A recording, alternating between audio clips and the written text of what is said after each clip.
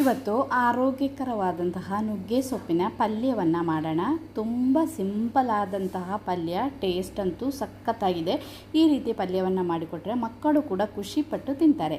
ಒಂದು ಪಾತ್ರೆ ಬಿಸಿಯಾಗಲಿಕ್ಕಿಟ್ಟು, ಬಿಸಿ ಆದಮೇಲೆ ಅದಕ್ಕೊಂದು 2 ಚಮಚ ಎಣ್ಣೆಯನ್ನು ಹಾಕಬೇಕು. ಎಣ್ಣೆ ಚೆನ್ನಾಗಿ ಬಿಸಿ ಆದಮೇಲೆ ಸ್ವಲ್ಪ ಸಾಸಿವೆಯನ್ನು ಹಾಕಬೇಕು. ಸಾಸಿವೆ ಹೊಡಿಬೇಕು, ಆವಾಗ ಆ ಸಾಸಿವೆದು ಟೇಸ್ಟ್ ಎಲ್ಲ ನಮಗೆ ಪಲ್ಯಕ್ಕೆ ಸಿಗುತ್ತೆ.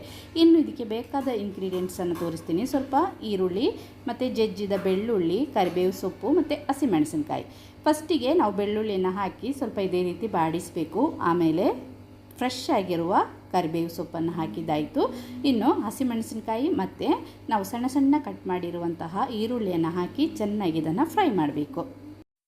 ಈರುಳ್ಳಿ ಎಲ್ಲ ಚೆನ್ನಾಗಿ ಫ್ರೈ ಆಗಿ ಈ ಒಂದು ಸ್ಟೇಜಿಗೆ ಬಂದಾದಮೇಲೆ ನಾವು ಕ್ಲೀನ್ ಮಾಡಿ ಇಟ್ಟಿರುವಂತಹ ನುಗ್ಗೆ ಸೊಪ್ಪನ್ನು ಇದಕ್ಕೆ ಸೇರಿಸಬೇಕು.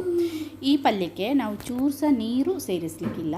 ಇನ್ನು ರುಚಿಗೆ ತಕ್ಕಷ್ಟು ಉಪ್ಪು ಮತ್ತು ಸ್ವಲ್ಪ ಅರಿಶಿನ ಹುಡಿಯನ್ನು ಹಾಕಿ ಚೆನ್ನಾಗಿ ಇದನ್ನು ಮಿಕ್ಸ್ ಮಾಡಬೇಕು. ನೋಡಿ, ನುಗ್ಗೆ ಸೊಪ್ಪು ಹಾಕಿದ ತಕ್ಷಣ ಸ್ವಲ್ಪ ಅದರದ್ದು ಕ್ವಾಂಟಿಟಿ ಕಮ್ಮಿ ಆಗುತ್ತೆ. ಇದೇ ರೀತಿ ಚೆನ್ನಾಗಿ ಎಲ್ಲ ಕಡೆ ಮಿಕ್ಸ್ ಮಾಡಿ ಆದಮೇಲೆ ಇದನ್ನು ಮುಚ್ಚಿ ಒಂದು 2 ಸೆಕೆಂಡ್ ಬೇಯಲಿಕ್ಕೆ ಬಿಡಬೇಕು. ನುಗ್ಗೆ ಸೊಪ್ಪು ಜಾಸ್ತಿ ಹೊತ್ತು ಬೇಡ, ಬೇಗ ಬೇಯುತ್ತೆ. ನೋಡಿ, 2 ಸೆಕೆಂಡ್ ಆದ ತಕ್ಷಣ ಇದನ್ನು ಓಪನ್ ಮಾಡಿ ಒಂದು ಸರ್ತಿ ಇದೇ ರೀತಿ ಚೆನ್ನಾಗಿ ಮಿಕ್ಸ್ ಮಾಡಬೇಕು. ಮಿಕ್ಸ್ ಮಾಡ್ತಾ ಆ ಎಣ್ಣೆ ಎಲ್ಲ ಸ್ವಲ್ಪ ಬಿಟ್ಟಿರುತ್ತೆ. ನೋಡಿ, ಆ ಎಣ್ಣೆ ಎಲ್ಲ ಇನ್ನೊಂದು ಸ್ವಲ್ಪ ಫ್ರೈ ಆಗಬೇಕು. ಆಮೇಲೆ ಇನ್ನು ನಾವು ಇದಕ್ಕೆ ಸೇರಿಸೋದು 1 ಮೊಟ್ಟೆ. ನೀವು ಮೊಟ್ಟೆಯನ್ನು ಉಪಯೋಗಿಸಿದವರಾಗಿದ್ದರೆ ತೆಂಗಿನಕಾಯಿ ತುರಿಯನ್ನು ಈ ಸ್ಟೇಜಲ್ಲಿ ಉಪಯೋಗಿಸ್ಬೋದು. ಮೊಟ್ಟೆ ಉಪಯೋಗಿಸುವವರಾಗಿದ್ದರೆ 1 ಮೊಟ್ಟೆಯನ್ನು ಹಾಕಿ ಲೈಟಾಗಿ ಒಂದು ಸರ್ತಿ ಇದೇ ರೀತಿ ಮಿಕ್ಸ್ ಮಾಡಿ ಇದನ್ನು ಮುಚ್ಚಿ ಒಂದು 2 ಸೆಕೆಂಡ್ ಬೇಯಿಸಬೇಕು. ಆ ಮೊಟ್ಟೆ ಎಲ್ಲ ಚೆನ್ನಾಗಿ ಬೇಯಬೇಕು. 2 ಸೆಕೆಂಡ್ ಆದ ತಕ್ಷಣ ಓಪನ್ ಮಾಡಿ ಚೆನ್ನಾಗಿ ಮಿಕ್ಸ್ ಮಾಡಬೇಕು.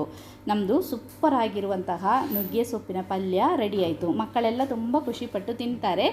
ಈ ವಿಡಿಯೋ ನಿಮಗೆ ಇಷ್ಟ ಆದರೆ ಪ್ಲೀಸ್ ಲೈಕ್ ಮಾಡಿ, ಶೇರ್ ಮಾಡಿ, ನನ್ನ ಚಾನಲ್ ಒಂದು ಫಾಲೋ ಮಾಡಿ ನನಗೆ ಸಪೋರ್ಟ್ ಮಾಡಿ.